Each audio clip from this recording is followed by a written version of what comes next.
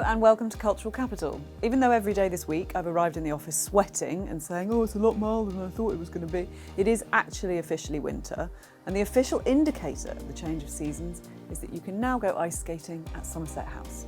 This week we perhaps unwisely took our camera on the ice to see if we could stay up without breaking anything, equipment anyway, and we visited the V&A to find out more about their stunning new exhibition, Fabergé in London. We're at the Sir John Soane's Museum for Thing of the Week, and I'll be reviewing Benedict Cumberbatch's tense new film, written and directed by Jane Campion, The Power of the Dog. First though, lace up your boots and hold on tight to the side. We're going skating. As soon as you walk in, you see this amazing 40-foot Christmas tree. All the lights are on. We kind of cycle through all these colours as well. So the building's lit up, everything looks incredible and beautiful. It's been 2 years since we last had the ice rink here. Obviously with the pandemic last year, we had to cancel it probably around summertime. And it's such an iconic part of what Somerset House does every year. And it's just great to see people enjoying themselves on the ice rink, having fun, feeling like we're back to normal a bit again. Skate Lates is our series of DJ performances on the ice rink. They happen most Wednesday, Thursday, Fridays throughout the run. And really it's a showcase of what kind of UK nightlife is all about. And obviously Helena is part of that. So it's going to be amazing to have you here. Yeah, no, super excited. I'm here on behalf of Foundation FM, which is a women-made and community-based radio station. So it kind of echoing on that, it really does encompass what we're all about. I kind of was thinking to kind of go down the groovy, soulful house vibes and take influences from like the roller disco, like in Detroit and stuff, but bringing it to the ice. Yeah. It's quite amazing to see the kind of styling out that happens on the ice rink. We've been doing Skate Lates for a few years now, and actually people dancing whilst they're skating is incredible. Obviously we do have some people that fall over, but we've got a great set of ice marshals as well that help people out, and also sometimes with the real pro skaters, you can see some of their moves as well. They love Skate Lates and really get into it too, which is fantastic. I think it's a lot of hand movements, a lot of shoulders and a lot of hands, but I think you can skate on beat too. You can go side to side on beat. It's gonna be great. The wonderful thing about kind of DJing and music is that it's transferable to all different spaces. So being on an ice rink, different, but I'm super excited. Yeah, that's it. Music has this power to bring everyone together, and in a space like this, that's what it's all about. It's Christmas, it's togetherness, it's bringing people having fun and enjoying themselves, and it's such a cool part of that. Skate at Somerset House runs until the 16th of January. Now, when you think of Fabergé, you think inevitably of eggs. Lavish, insanely intricate and stratospherically expensive eggs bought by the Russian royal family as Easter gifts that could pay for a hospital. But what I realised when I visited the V&A's new exhibition earlier this week is that even more astonishing than the objects themselves is the extraordinary work and artistry that went into making them. Prepare to be dazzled. I see him as a magician. He's someone who's conjuring with materials, so whether it's a piece of wood, a piece of glass, or gold, or platinum, or diamonds, it's about warping an object and transforming it, mutating it into something else. So it's the story of the fairy tale of Fabergé, and the fairy tale of Fabergé is so awe-inspiring. It's so linked to the Imperial family, the Romanovs, and all of that tragedy and beauty and sort of doomed beauty that's theirs is in the exhibition. And so we begin by examining that, the Fabergé's relationship to the Imperial family and his own identity as a craftsman, his inspirations, his directions, his sort of character. And then in a very V&A way, we sort of take apart the nuts and bolts of Fabergé, the workshops, the structures, how the objects were made, the meticulous craftsmanship, and the magic that was brought together to create these wondrous things. And then that's, I think, key to understanding, because you can look at these objects and they're almost as though they've descended from heaven, untouched by human hands. And they do look like the products of gods, but they are, of course, the products of craftsmen working at the absolute peak of their skills. And so hopefully once that understanding has been entered into the visitor, we begin to look upon how Fabergé was Russian, but he seduced an audience beyond the borders of the Tsars' empires, and in particular here in Britain, because the British were as seduced by Fabergé as the Russians were. We, of course, have to pay homage to him and his achievements, and his grand achievements, and we do that through the iconic Easter eggs and a display of 15, which is the largest number assembled for a generation.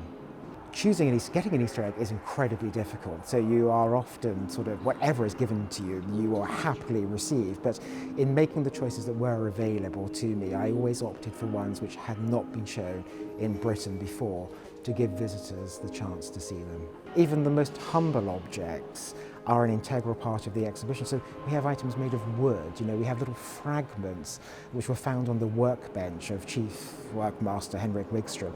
So there are tiny, inconsequential things in the exhibition in their own right.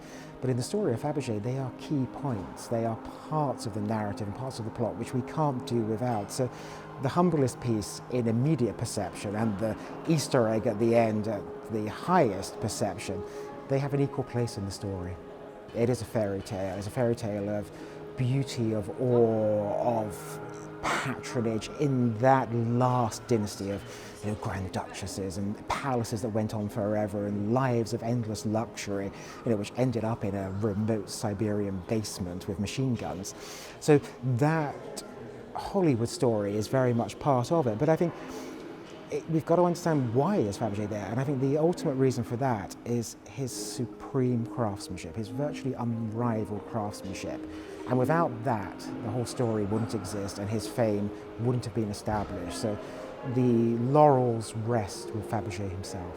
Fabergé in London, Romance to Revolution, is at the V&A from November the 20th to the 8th of May. Now, it's everyone's favourite bit, it's Thing of the Week. This is John Soane's greatest treasure. It's the sarcophagus of the Egyptian pharaoh Seti I, who was pharaoh in the early 13th century BC. It was discovered in the Valley of the Kings by a great adventurer, an amateur archaeologist called Giovanni Belzoni in 1817. He discovered this in a tomb and with great difficulty extracted it from the tomb, put it on a ship, sent it across the Mediterranean, and when it arrived, exhibited it in London in Piccadilly. In order to get it into the building, he had to knock a hole in the north side of the ground floor to accommodate it. It's made of one single piece of limestone. It's over 9 feet in length, and so it was quite a feat, both of carving but also getting it here. When Soane acquired it, no one knew what the hieroglyphics meant, but Soane appreciated the workmanship and was intrigued by the funerary associations. We're here in the basement of the building which he referred to as the crypt, and it is surrounded by funerary urns, fragments of other wooden coffins of Egyptians, and similar works to create a kind of gloomy atmosphere. He loved what Horace Walpole would call gloomth. Jane Campion's first movie in 12 years was always going to be an event, but even so, I didn't expect to enjoy The Power of the Dog half as much as I did.